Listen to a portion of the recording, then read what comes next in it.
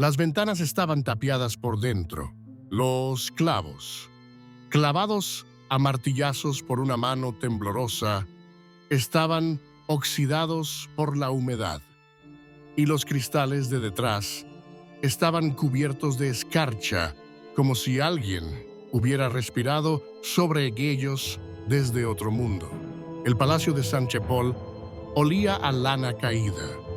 Un criado que se atrevió a entrar sin llamar dijo más tarde que encontró al rey de pie en el centro de la sala, con una antorcha sostenida a su propia sombra. No paraba de decir que le susurraba y que había que quemarla o traería a los ingleses. Era finales de noviembre de 1424. Carlos, el sexto rey de la dinastía Valois, ya no gobernaba oficialmente. Sí, de jure, seguía siendo monarca, pero en realidad hacía tiempo que el poder había pasado al Delfín, al príncipe Carlos y al duque de Borgoña. El propio rey estaba aislado. Sus días transcurrían en silencio y hediondez. Las habitaciones donde vivía apenas se ventilaban. Los densos tapices no habían sido retirados desde el verano. Estaban húmedos por la condensación, cubiertos de hongos. Las paredes se pudrían bajo ellas. Los primeros registros de ataques repetidos fueron hechos por el médico Jean de Monel. Su Majestad vuelve a gritar ante su reflejo, se niega a beber agua y exige el santo líquido de París. Al intentar examinarlo, muerde al boticario. Al mismo tiempo, comenzó a notar un fuerte deterioro en el estado de la piel. Al rey le aparecieron muchas grietas, sobre todo en las comisuras de los labios y en las palmas de las manos. Se quejaba de picores que le salían de dentro hacia afuera. El examen médico reveló múltiples abscesos bajo la piel. Comenzaron a utilizar compresas de vinagre, pero no surtió efecto.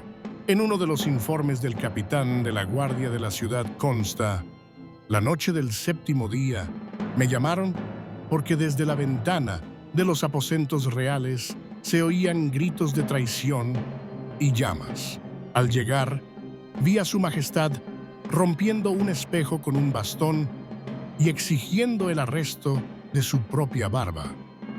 Estos ataques se hicieron cada vez más frecuentes. A veces podían detenerse con amapola, otras no. En la segunda quincena de diciembre su estado empeoró. Karl dejó de reconocer a los miembros del tribunal. Confundía a los vivos con los muertos.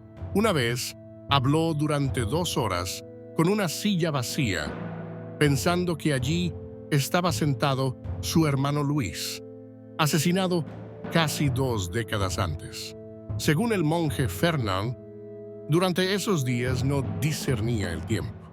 Decía: pronto hará 1000 años que estoy sentado en este trono, y 1000 más antes de que acabe la guerra. Sus discursos se grababan y se guardaban en los archivos secretos del palacio, ya que algunas frases se consideraban profecías.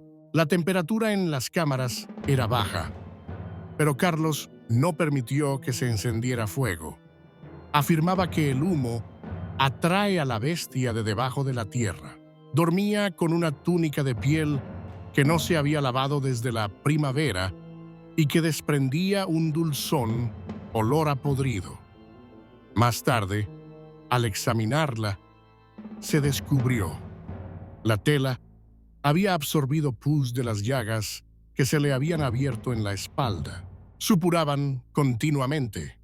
Los criados que servían al rey fueron sustituidos 2 veces en un mes, cada vez por enfermedad o miedo.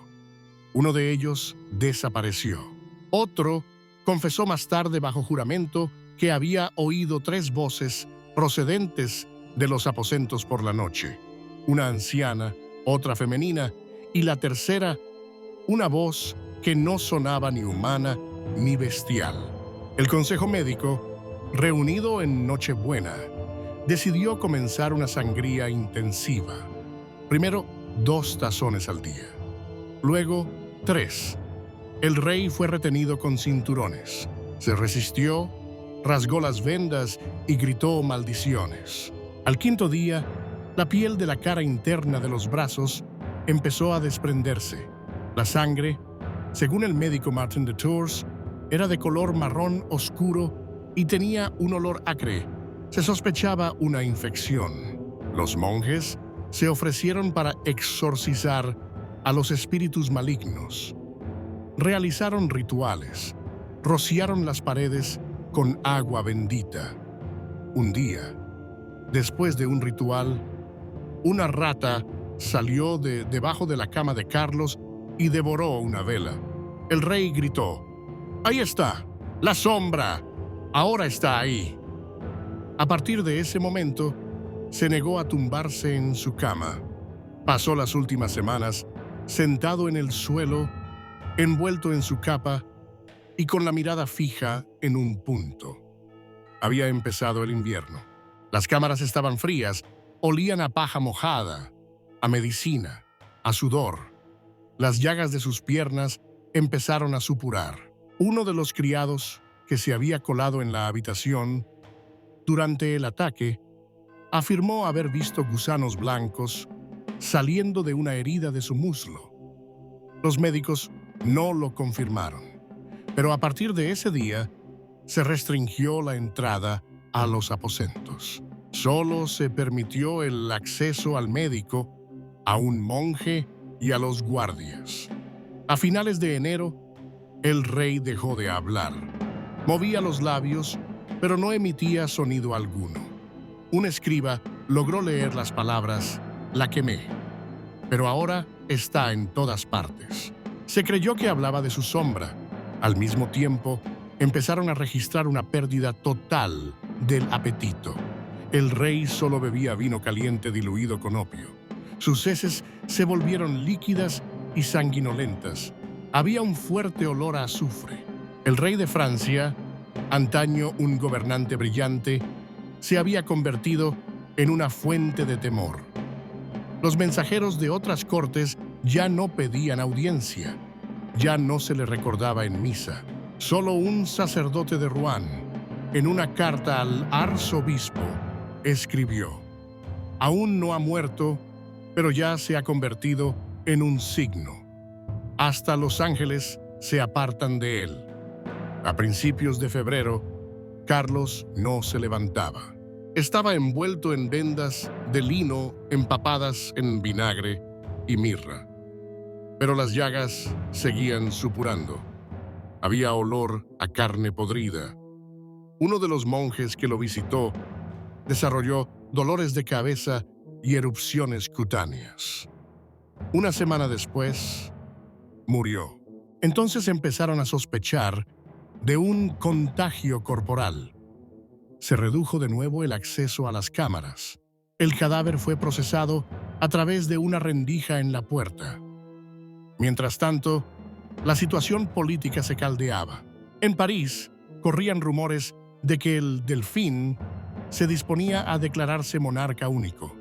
En Borgoña, se exigía la abdicación.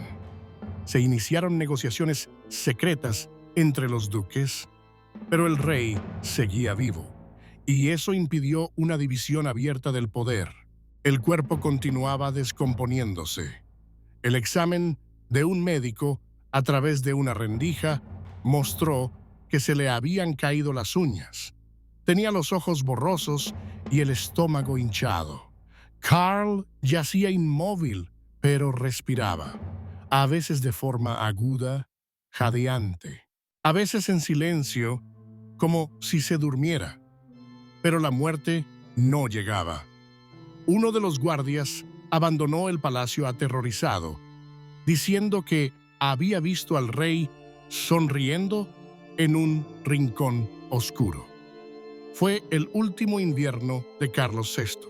Segunda parte, Karl murió la noche del 6 de febrero. La muerte no sobrevino de inmediato. En primer lugar, su respiración se detuvo. Entonces, de acuerdo con el monje Benedicto, su corazón latió 3 veces más, como una campana que llama, pero no espera respuesta. Cuando lo sacaron, el olor era tal que los criados sostenían esponjas empapadas en vinagre. Uno de ellos murió más tarde de fiebre. El cuerpo fue transportado en una caja cerrada y acolchada por dentro con cera. Un intento de embalsamamiento fracasó. El tejido estaba demasiado dañado, las entrañas destruidas. La sangre se coaguló antes de la autopsia. El pecho estaba oscuro, casi negro. Los ojos no se cerraban, así que se cubrieron con un paño. El mismo día, el Delfín convocó un consejo secreto. El comunicado decía: el rey murió de viejo y de oraciones. Sin embargo, el cronista Etienne, que estaba en la corte, señaló: nadie creyó. Todo el mundo guardaba silencio. Ni siquiera las velas ardían en la capilla. En la ciudad cundió el pánico. Muchos estaban convencidos de que la muerte de Carlos traería represalias. Corrió el rumor de que el rey había dejado un testamento secreto en el que renunciaba al trono y pedía que su cuerpo fuera enterrado sin honores. No fue enterrado durante 3 días. Los obispos discutían sobre si era lícito decir misa por alguien que quemaba su propia sombra. Cuando el cuerpo fue finalmente llevado a la Basílica de Saint-Denis, la procesión estuvo acompañada por el silencio. No se arrojaron flores ni se lloró. Alguien arrojó una rama de cerbal hacia el ataúd, símbolo del destierro de los impuros. Tras el funeral, se cerraron los aposentos del rey y se tapiaron las puertas. No se abrieron durante más de 20 años. La muerte de Carlos VI abrió una era de nueva agitación. El Delfín se proclama Carlos VII, pero Borgoña se niega a reconocerlo. Los ingleses aumentan la presión. Se produce una purga en la corte. Los viejos cortesanos desaparecieron, sustituidos por otros más jóvenes. Nadie volvió a mencionar el nombre de Carlos VI, pero en las memorias del monje Fernand, fue un rey cuya alma no fue aceptada ni por el cielo ni por el infierno. Se convirtió en cenizas entre los vivos. La muerte se produjo en la noche del 5 al 6 de febrero, a la 2ª hora. Los únicos testigos fueron Fray Benito, el médico Guillaume Leroy y uno de los guardaespaldas. Carlos permaneció casi 3 días, tumbado de lado, inmóvil, pero con los ojos abiertos. Su respiración era cada vez menos frecuente, con un silbido húmedo. Según Benedict, el último sonido no fue una palabra, sino un sollozo como aspirando tina. Después, el pulso desapareció. El corazón latió 3 veces más, a largos intervalos. Luego se hizo el silencio total. El médico anotó en su informe: la piel de los brazos ya se estaba separando. El pecho estaba hinchado. Por la nariz y los oídos resumaba un líquido amarillo con una mezcla de mucosidad y sangre. Los ojos no se cerraban. Los párpados no se doblaban. Ante la insistencia del monje, el cuerpo fue envuelto inmediatamente en un paño de lino empapado en vinagre y mirra. Pero al cabo de 1 hora ya había comenzado la descomposición. Por debajo de la tela se filtraban manchas y había un penetrante olor a grasa y podredumbre. Uno de los guardias de la puerta lo describió más tarde como un olor a sótano donde se ha olvidado la carne. Oficialmente, la muerte se anunció como natural, por agotamiento y años de enfermedad. Pero esta declaración no fue acompañada de un repique de campanas. Se hizo un extraño silencio en el Palacio de Saint Paul. Al día siguiente se intentó embalsamar el cuerpo. El procedimiento se interrumpió en la primera etapa. Tras abrir el abdomen, las vísceras se filtraron, casi sin resistencia. El hígado se había desintegrado. El estómago desprendía un olor rancio y los pulmones estaban llenos de un líquido turbio. La hoja del cuchillo, en palabras del cirujano, se deslizaba como un lodo. Un intento de cerrar los ojos fracasó. Al tercer día, el tejido se oscureció. Empezaron a aparecer insectos. Entonces, decidieron no exponer el cuerpo para una despedida pública. Lo metieron en una caja, lo acolcharon por dentro con cera y lo sellaron con lacre. El féretro fue transportado por 6 hombres, todos con guantes y la cara cubierta con pañuelos empapados en rábano picante y vino. Más tarde, uno de ellos se desmayó en la calle. Lo llevaron al monasterio, donde murió al 4.º día. El funeral tuvo lugar al amanecer del 8 de febrero. En lugar de una procesión, había 4 carros y 20 guardias. Ninguno de los nobles acudió. No se arrojaron flores a las calles, ni hubo lamentos. Solo las mujeres, ocultando sus rostros, permanecían en las ventanas. En la Basílica de Saint-Denis, la misa se celebró con las puertas cerradas. El monje Anselmo anotó en una nota: el canto se interrumpió 3 veces. Uno de los cantores perdió la voz. Las velas se apagaron de un viento que no existía. No había escudo real en el ataúd, solo una simple cruz tallada al carbón. Los sirvientes que transportaron el cuerpo se quejaron más tarde de dolor en las articulaciones, dolores de cabeza y vómitos. Uno murió 2 días después. Otro fue encontrado en el granero, ahorcado con una nota. No cerró los ojos, vio. Después de eso, las cámaras reales fueron selladas. Todos los efectos personales, ropa, bastón, libros, espejos, fueron quemados en el patio del Louvre. El fuego ardía largamente, el humo era espeso y dulce.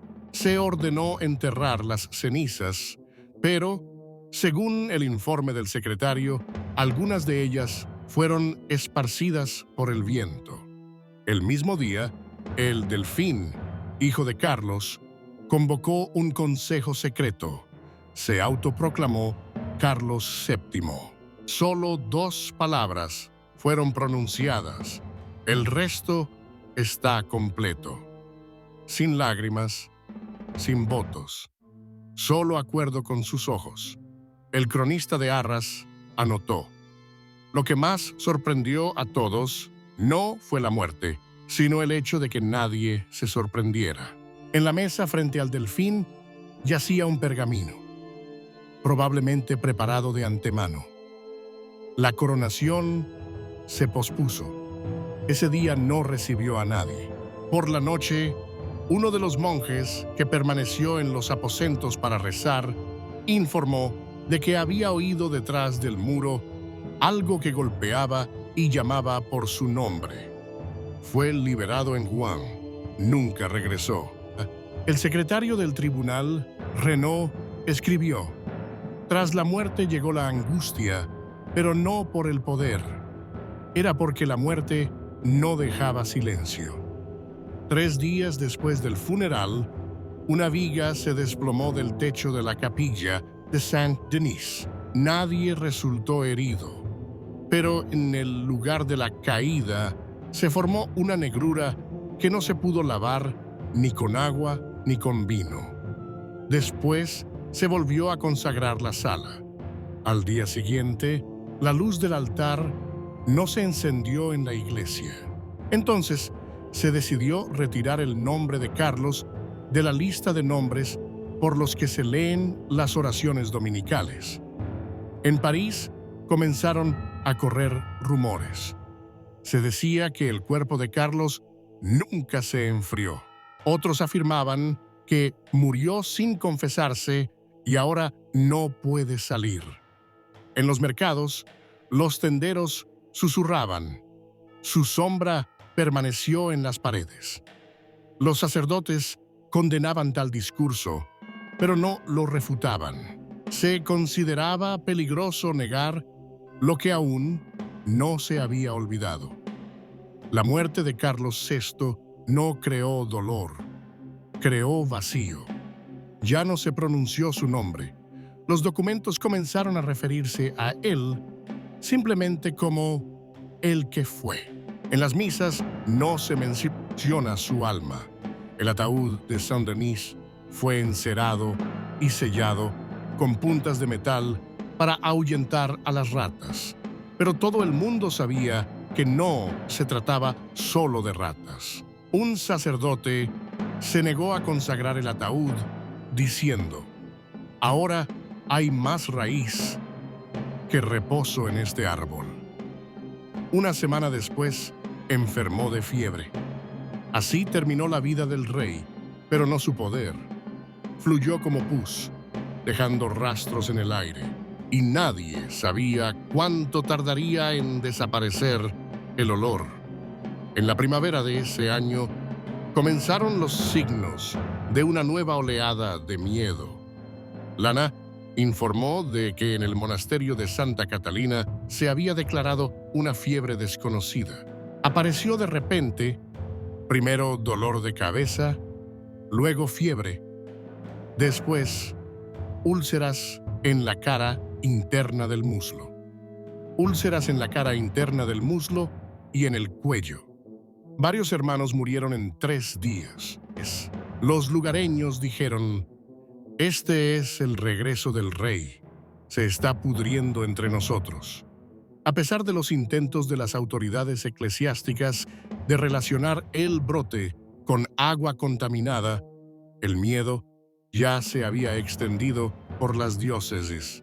En París, 2 semanas después del funeral, se declaró un incendio en la zona norte de la ciudad. Arden varios almacenes y una casa del antiguo médico de Carlos. Se cree que guardaba copias de los informes médicos sobre el estado del rey, así como notas personales sobre los síntomas. De la casa solo quedaron los cimientos humeantes. Nadie buscó a los culpables. El ayuntamiento dictaminó: no se investigará el incendio para evitar confusiones. El cronista Boucher escribió: en el incendio desapareció lo que se temía más que la guerra, la verdad sobre el cuerpo del soberano. Mientras tanto, el nuevo rey, Carlos VI, comienza a imponer su poder. Sus primeros decretos fueron prohibir la mención del nombre de su padre en la prensa, en misa y en discursos públicos. Discursos públicos. Una orden del 15 de marzo ordena quemar cualquier manuscrito que contenga las expresiones «el rey sin sombra», «la séptima voz» o «el cuarto negro». Los archivos del Louvre, donde se conservaban los diarios de los cortesanos de la época de Carlos VI, fueron cerrados. En el acta de la reunión del Consejo se lee: no es una cuestión de memoria, sino de orden. El Estado no puede ser heredero de la locura. Los recuerdos, sin embargo, no podían ser quemados. Los viejos criados susurraban que en esas mismas cámaras, tapiadas y olvidadas, se encendían velas. Uno de los guardias se suicidó escribiendo: «Oí que me llamaba». Después de esto, se suprimió por completo la guardia de las puertas cerradas. Las habitaciones se dejaron al tiempo, pero a través de las rendijas, según cuentan, a veces corría un aire cálido y picante. En junio fue detenido en Rouen un predicador que durante la misa declaró: «Carlos no fue castigado por loco, sino por verdadero». Su interrogatorio duró 3 días. Afirmó que había visto un sueño en el que el rey, encadenado, se levantaba de su ataúd y caminaba por las calles de París, dejando tras de sí un reguero de sangre y exclamaciones. El acta del interrogatorio se conserva en los archivos de Toulouse. Dijo que sabía quién había sustituido la sombra del soberano. Conocía el nombre, pero no lo pronunció. Murió cuando se le mostró el espejo. Mientras tanto, Borgoña, que se negaba a reconocer a Carlos VI, entabló negociaciones con Inglaterra. Los embajadores viajaron a Calais, donde discutieron la posibilidad de entregar el trono francés al hijo del rey inglés. París respondió con el silencio. Todo el mundo lo entendía. La transición del poder a manos del delfín era un hecho político, pero no espiritual. El difunto Carlos permanecía en el aire, en las calles, en los olores. El cronista Geoffroy escribió: «La gente no cree en las palabras, creen en el aire. Y el aire aún huele al manto». Incluso en la Basílica de Saint-Denis, donde reposaba el cuerpo, los asistentes empezaron a notar que en los alrededores de la tumba del rey, las velas humeaban y se apagaban con más frecuencia.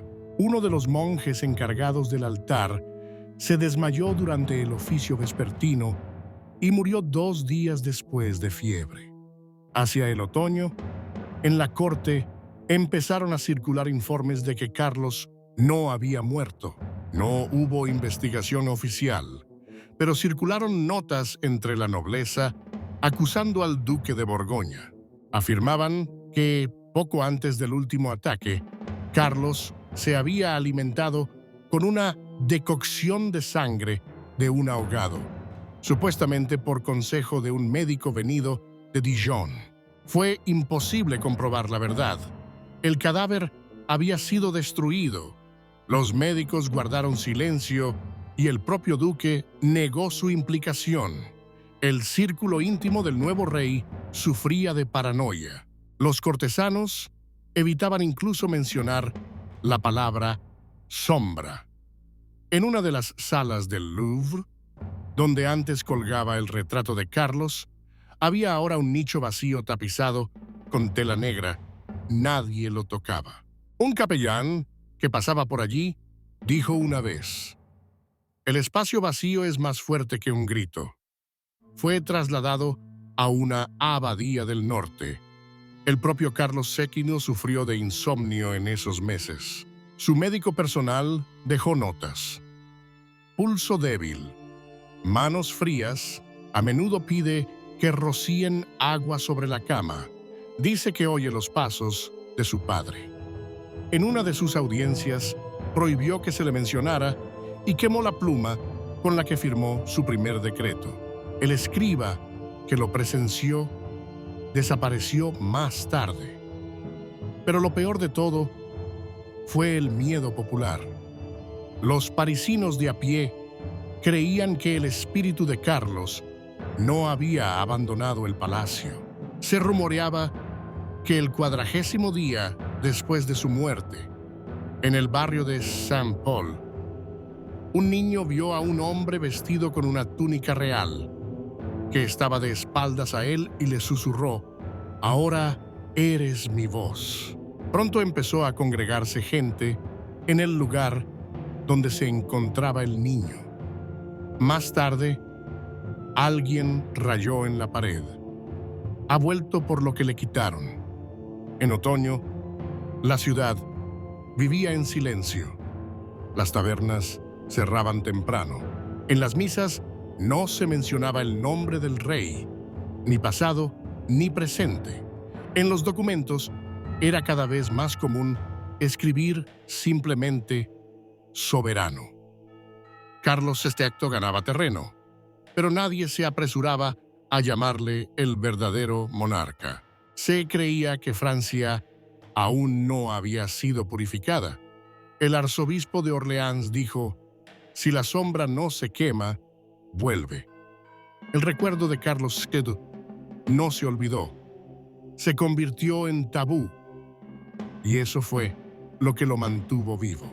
En diciembre de 1425, un escriba ambulante llamado Thibault llegó a Chartres.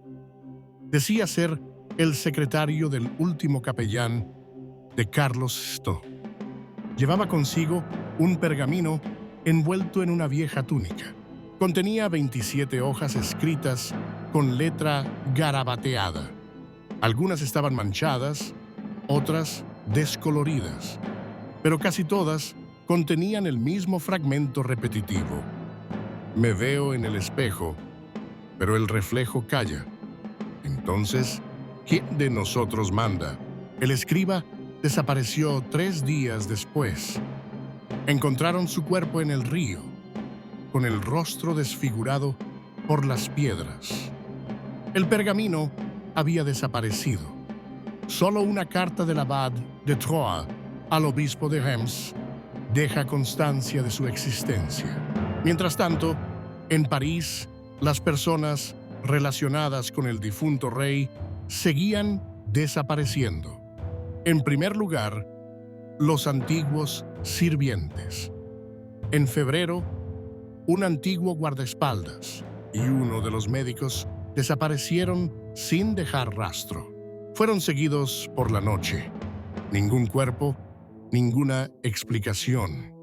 En los mismos días, el tesorero de la Casa Real murió de un derrame cerebral. Se rumoreaba que poco antes de su muerte había intentado vender una colección de objetos personales de Carlos, entre ellos un cofre tallado con marcas parecidas a dientes en su interior. El sacerdote que vio el objeto se negó a hablar. Lo llevaron a un monasterio, donde dejó de hablar.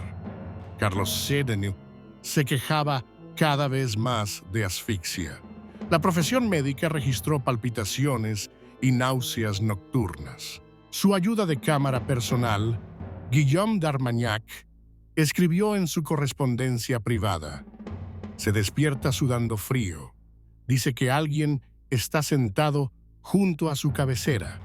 Una vez le ordenaron sacar el espejo y le prohibieron volver a traerlo. Dijo: ya no quiero ver quién estaba allí. En marzo, el arzobispo de París inició una reunión sobre la cuestión de los restos malditos.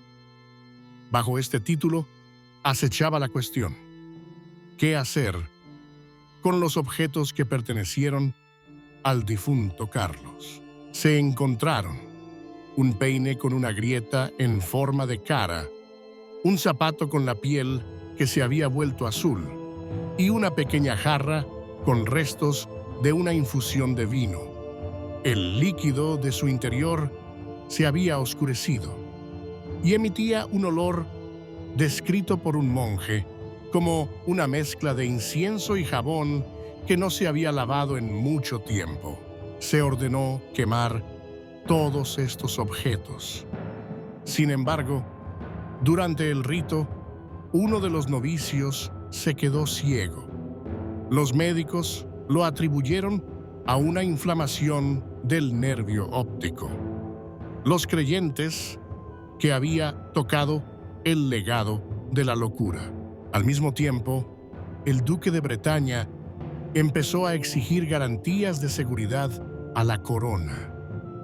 Su carta decía: la sombra del trono es grande. Queremos saber que bajo ella no se oculta una segunda voz. La redacción era deliberadamente vaga, Pero en la capital se tomó al pie de la letra. Los reporteros de los periódicos empezaron a susurrar. La voz del rey aún resuena. En las cabezas, en los discos, en rincones polvorientos. El aumento del miedo coincidió con una crisis en el ejército. En primavera, una docena de oficiales se quejaron de pesadillas. Uno de ellos, llamado Alain de Sos, las describió así. Veo a un rey, desnudo, encadenado. Me mira y sonríe. No puedo despertarme hasta que digo su nombre. El comandante del ejército ordenó silencio, pero el miedo se extendió. Hubo un incidente en la guarnición de Cambrai. Un soldado que pintaba una capilla escribió el nombre de Carlos en lugar del de Dios en una de las paredes. Se dio cuenta, fue golpeado y luego ahorcado, sin juicio. Mientras tanto, crecía el cisma en el clero. Algunos sacerdotes sostenían que el nombre de Carlos debía incluirse en la lista de víctimas de la maldición en lugar de excluirse por completo. Esto permitiría ofrecerle un nuevo servicio funerario. Otros, por el contrario, insistieron en el olvido. Un sacerdote, el dominico François, escribió: si se le da un nombre, volverá. Si se reconoce el dolor, la puerta se abrirá. Fue trasladado a un monasterio de Provenza, donde pronto murió asfixiado. Carlos VI dejó entonces de salir al jardín. Trasladó los aposentos a otra ala del Louvre y ordenó quemar el antiguo dormitorio. La quema agrietó las paredes. Mosquitos oscuros salieron volando de una de las piedras, según los registros de los constructores. Uno de los obreros enfermó. Al mismo tiempo, Carlos dio la orden: está prohibido hablar de espejos en presencia de la corona. Los primeros signos de la alienación del poder se hicieron visibles en agosto. Por primera vez en muchos años, el sello real se firmó en nombre del canciller. Esto causó polémica. Algunos hablaron de enfermedad del rey, otros de maldición.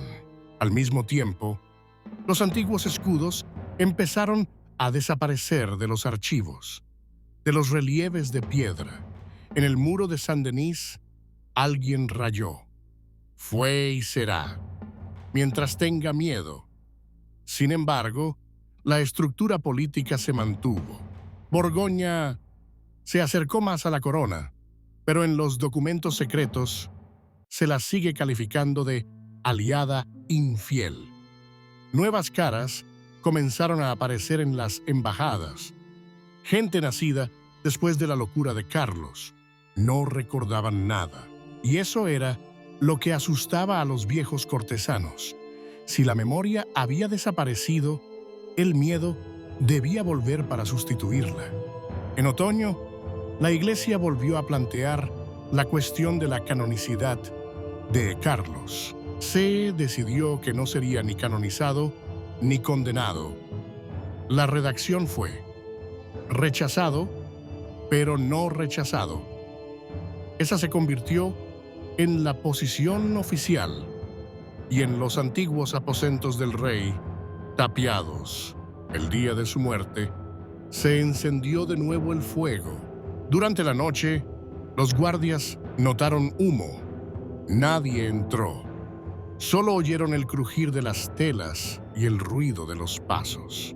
En el invierno de 1426, en los alrededores de París, corrió el rumor de que un grupo de mendigos había encontrado un trozo de cuerpo en un viejo camino de la zona del antiguo coto de caza, una mano carbonizada que llevaba un anillo dorado con el escudo de los Valois.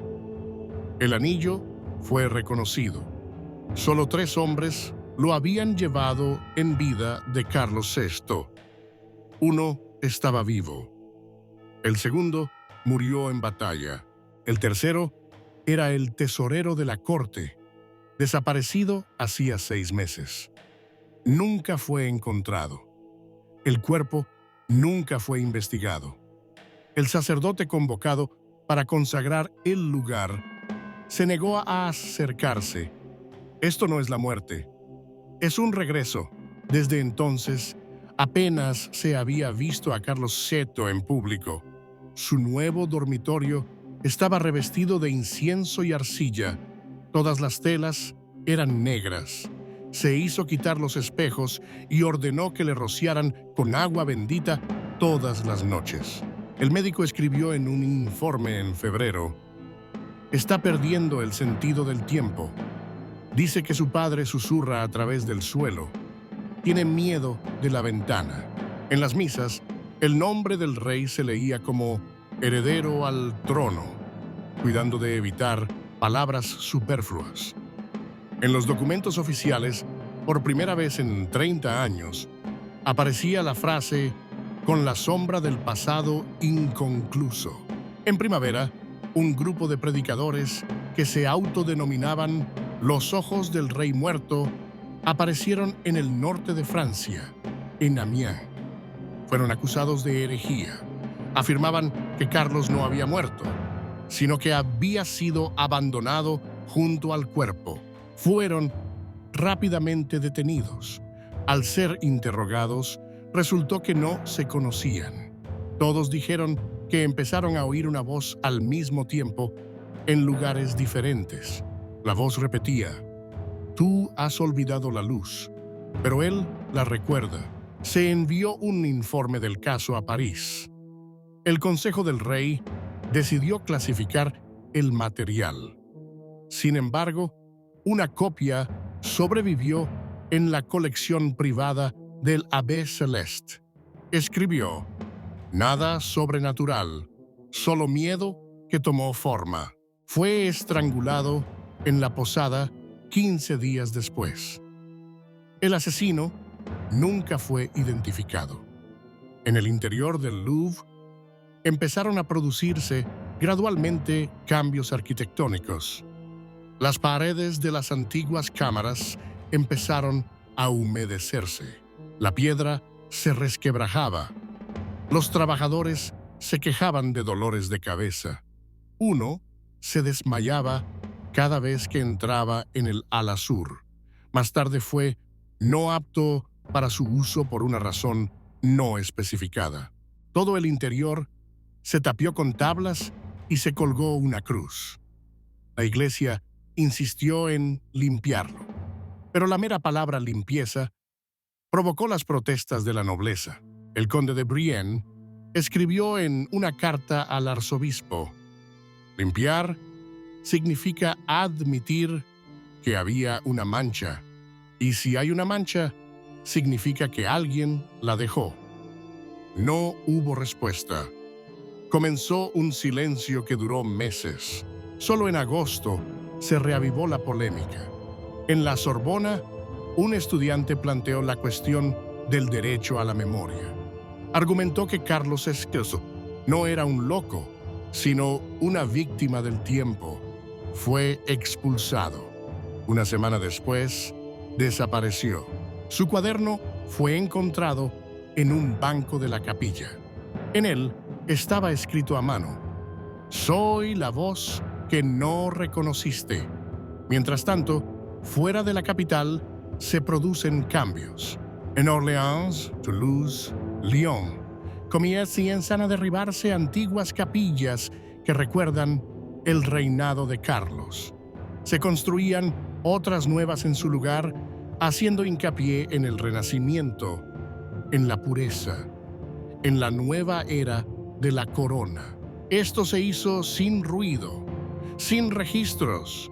Simplemente rejuntaron las piedras, cambiaron las losas, quemaron las viejas masas. Pero cuanto más borraban, más ansiosa se ponía la gente. Surgieron cartas por toda Francia, anónimas, sin firma. Se leían en las tabernas y a las puertas de las iglesias. Decían: aún no se ha ido. Mientras su nombre se borra, él crece, se ha convertido en lo que se temía. Ha borrado al rey, no el dolor, y no muere. Las autoridades intentaron localizar a los distribuidores. En vano. Cada pueblo afirmaba que la carta venía de fuera. Carlos VII ya había dejado de comer por las noches. Solo comía durante el día. Decía que por la noche la comida toma otro sabor. Su escriba personal escribió en sus notas personales: no pronuncia el nombre de su padre, ni siquiera en un susurro, ni siquiera en sueños. Pero cada noche, antes de irse a dormir, se pone la mano en el pecho y espera como si algo volviera. Este empleado fue exiliado más tarde.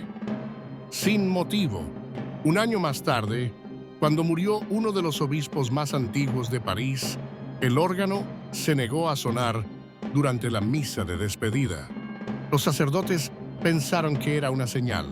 Uno de ellos, el hermano Odo, durante su sermón dijo: el que no ha recibido la salvación exige justicia. Fue despedido. Luego desapareció. Sus libros fueron quemados. A finales de la década, la palabra Karl se había vuelto indeseable. Las escuelas enseñaban sin dar nombres durante el período comprendido entre 1395 y 1425. Se decía simplemente una época de agitación. Uno de los nuevos cancilleres ordenó demoler un muro de los archivos, del que se rumoreaba que contenía los últimos discursos del rey loco. El muro se derrumbó. Tras él, solo se encontraron cenizas. Pero en uno de los tablones supervivientes estaba garabateado: yo soy el que no fue esperado. Después, el cronista Rainiero escribió: no dejó ningún trono, dejó el vacío que llamamos poder. Así, Francia entró en un nuevo siglo, con un nuevo rey, un nuevo concilio, una nueva iglesia, pero con una sombra que nadie podía quemar ni nombrar.